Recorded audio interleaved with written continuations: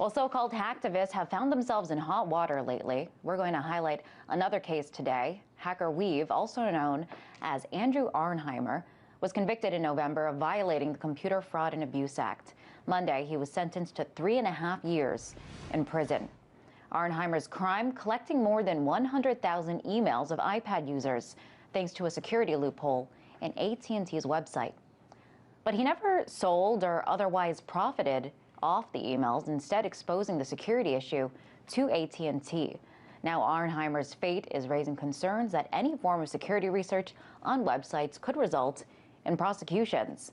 Our web producer Andrew Blake was at the sentencing and joins us now to tell us all about it. Hi there, Andrew. Hey. So can you explain Arnheimer's crime in layman's terms? Yeah, if you want to call it a crime, the federal government called it a crime, his opponents called it a crime, but he has a huge legion of supporters. Now the Electronic Frontier Foundation, the EFF, is actually taking on his appeal to show just how significant this case is and how much of a stretch it might be as far as what the DOJ is actually doing. But to back up, what Arnheimer actually did was, back in 2010, when the iPads came out and every upper middle class white person in America ran out to the Apple store to go buy one, AT&T and Apple didn't really know what the hell they were doing. So he found out that there was a security flaw on AT&T's websites. And what he found out was pretty much information about every single iPad.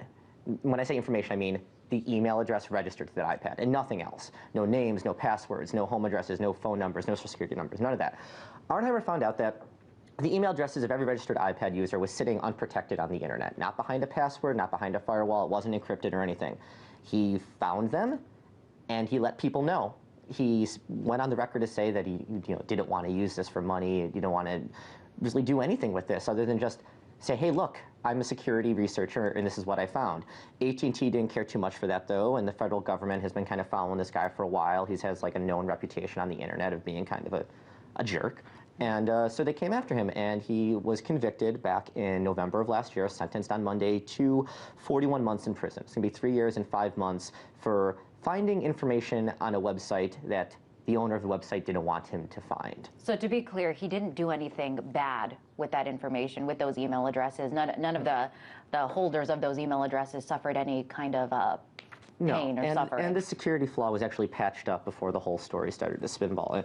And one crazy thing here is, so he's being prosecuted under the Computer Fraud and Abuse Act, or prosecuted under the Computer Fraud and Abuse Act, the same kind of landmark legislation, the CFAA, that was used to go against Aaron Swartz, that's used to go against Jeremy Hammond, everyone tied to it.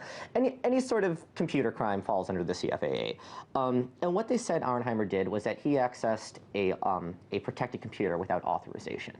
Now, when he accessed a protected computer, he just went onto a website and he found this information just sitting there. And, he said a few months ago, before he was actually sentenced, he said, no one asks permission from Google before they Google. You don't call up Silicon Valley and say, hi, I'm looking for Hamster Dance, because that's a really good website, and I still go to that all the time. So he violated a law that just really isn't defined, and for doing that, he's now going to spend, he's going to get out of prison when he's 30 now, and he's screwed because the government didn't like him, and these antiquated laws are exactly that. Now, we have about a minute left. I want to ask you, Andrew, I know that computer security community, that community is concerned about this prosecution. Why are they concerned about this? Yeah.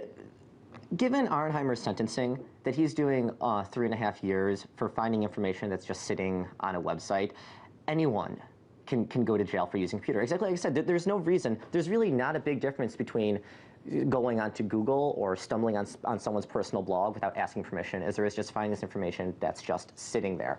Our pal Barrett Brown, who used to be aligned with the group Anonymous to some sort of degree, there's 3 federal indictments that have been handed down to him during the last 7 months, and in one of those, he could face over a decade in prison for sharing a link on a website. Literally sharing a link. And Arnheimer told me, he said, I and all internet users have a right to share links, and he's the first person with a real CFAA case who hasn't killed himself yet. Wow. So just show how significant this really is. Very interesting. Andrew, thanks for telling us all about this case. That was RT Web producer Andrew Blake.